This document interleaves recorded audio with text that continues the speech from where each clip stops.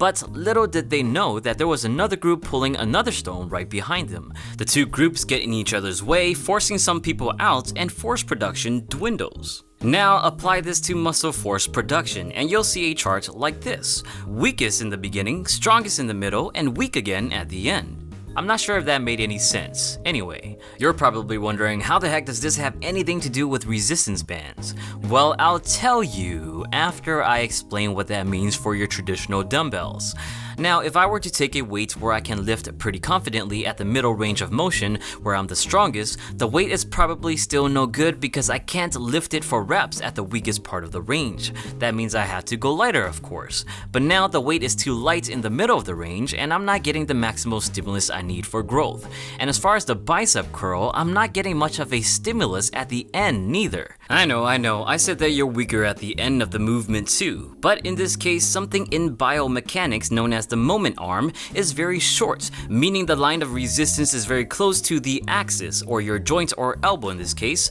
The shorter the moment arm, the less force needed to move an object. Thus, in the bicep curl, not a lot of force is produced at the end. I probably confused you even more than before, but let's continue. Okay, now let's finally look at resistance bands. The resistance applied from elastic bands are different from that of traditional weights. Duh. The way it is different is that it applies a growing level of resistance the more you pull through the range of motion.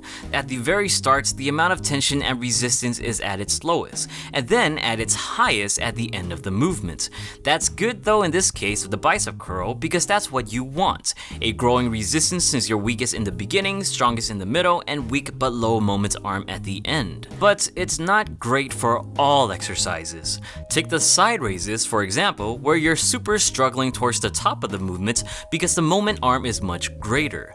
And some bands, especially loop bands that are stronger, has an extremely wide range of resistance, like this one, where it goes from 50 to 125 pounds of force, almost 3 times as much from start to finish. So this is a huge disadvantage to resistance bands, along with the fact that you'll grow out of the very light bands really quickly, and then using the heavier bands will be tough because it'll start pulling you instead of you pulling it.